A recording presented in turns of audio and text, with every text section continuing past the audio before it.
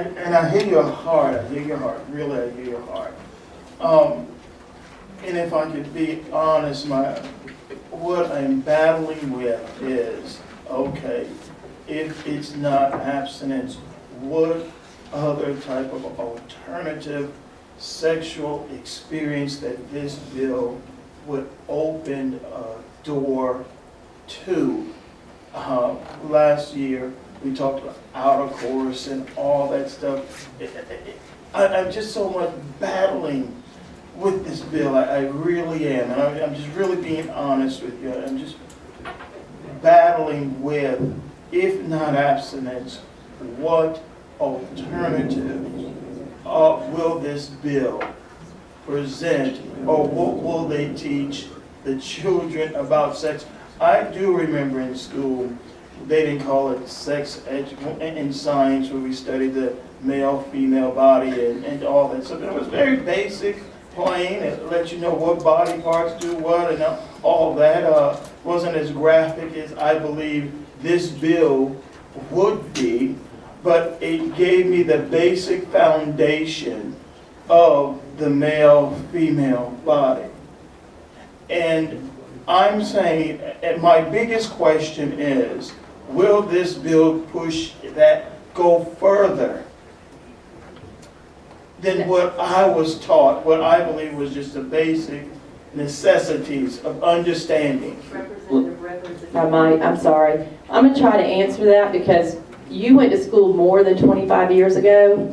I don't know what you were taught, because back then we had no uniform standards. But what I can tell you from this point forward, and what this bill does accomplish, is answer concerns that we heard from parents, and Representative Patrick has responded to those concerns by placing the materials on the internet for the parents to see, so they can make educated decisions about what is being taught. I believe that when comprehensive sex education passed 25 years ago, and the campaign to prevent teen pregnancy went to work, you can see today they reduced the teen pregnancy rate. They have fulfilled their mission to us and to the members of this body who passed that bill before.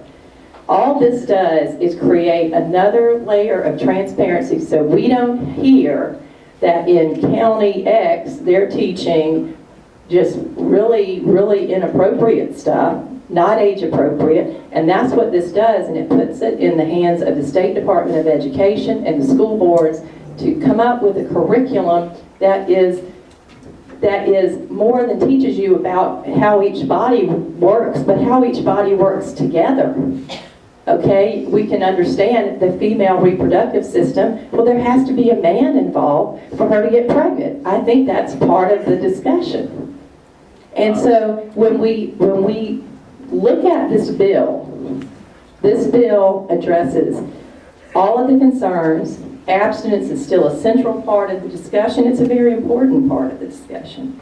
But it also recognizes the reality that some kids are not going to get the talk, okay, or the health education that's appropriate, age appropriate.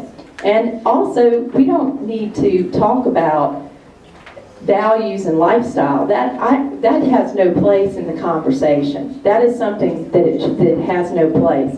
You understand that you may get sexually transmitted diseases, and this is what they will do to you.